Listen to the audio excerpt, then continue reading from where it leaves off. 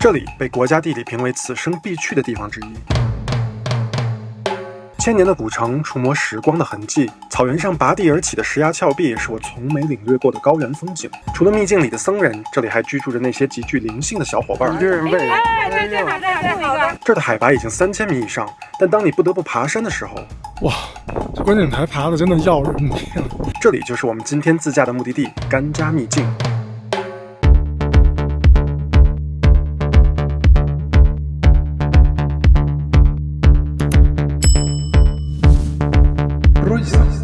首先，请大家不要导航甘加秘境，而是要导航甘加镇，这是我们此行的起点。由甘加镇沿逆时针经过八角古城、白石崖寺院、白石崖溶洞、别石秘境，最后回到甘加镇，可以沿316国道前往您的其他目的地。虽然我没有看到明文规定，但一般都是逆时针行进，道路狭窄，不建议顺时针逆向走。这是甘加镇，从甘加镇出发，这是小镇子。从甘加镇到八角古城，一路上高原旷野的风景还是很不错的。这里注意，我看到有人说这边有人乱收费，但我们全程其实没有遇到任何收费处。如果有人收费，请谨慎处理。这什么？这油菜花吗？这挺边上看着挺好的。我们从这甘加镇出来，现在先到八角古城。八角古城很小，一个小的古城。它这八角古城是西汉时候建的，所以年代也很久远了，而且应该是没有被真正翻新过，所以整个就是大土墙。哇，这墙都是土哎，很古老，应该很结实吧？几千年在这儿。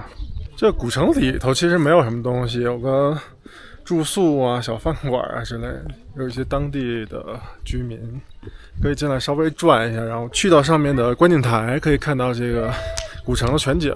然后后面观景台其实还有点高，你像我爸妈，尤其是高原，他们就上不去了，只能我自己去爬了。这太晒了，一点都不热，但是特别晒。哇，看看这台阶还是不少啊！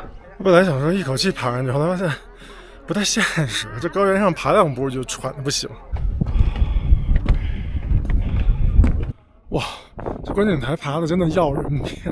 我本来以为我已经爬到了，结果一转身发现居然还有一小段。但这儿的风景已经很不错了，后面的这个草原很多了。观景台可以看到八角古镇的全景，在古代这里易守难攻，因此才留存了数千年。八角古城的观景台之后就开始起狂风，巨冷，刚才热得要死，再加上又出了点汗，特别冷。然后除了我们看到八角古城以外，其实转过身以后就能看到白石崖。这边能看到延绵15公里的白石崖，在这高原也是一道奇特的风景呢。这观景台相当于只要花5块钱的停车费，所以5块钱买不了机会到上面。从那个八角古城往前再开一点10分钟吧，就开到了这个白石崖寺。白石崖寺这块规矩有点多，进面这牌子上面写游客不允许拍照摄像，门口还有一个牌子写谢绝参观。从这个白石崖寺往旁边走一点，这边就是有一片草地，其实可以在这草地上面拍一拍照片，我觉得还不错。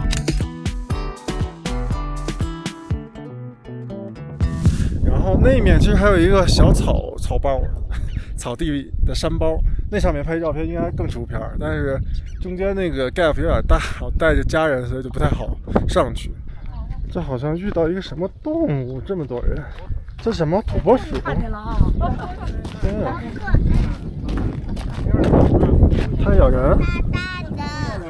逗它，往上！还没吃完呢，你得嚼完了再逗它。还挺肥嘿！我觉得你那一个人喂。哎，这好，录了。哎呦，这来跟那小松鼠似的。哇，我正好碰见他们这个诵经结束，跟一群小和尚一起出来，还挺有意思。这面其实可以开车进来，然后上来应该也是不收费的。我刚刚自己爬上来的。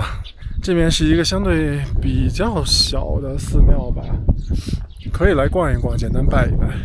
因为里面不允许拍摄，所以没有办法展示太多。前面有个牛，这是小牛，我们基本到了最后一站，就是导航到别石秘境，但是这面的牌子写的叫白石崖溶洞观景台，就可以看到整个白石崖的全貌。白石崖寺到甘南这种地方，你就不得不感叹这个大自然的鬼斧神工。就比如说这两座山之间的这个夹角，就是非常和谐协调的一个夹角。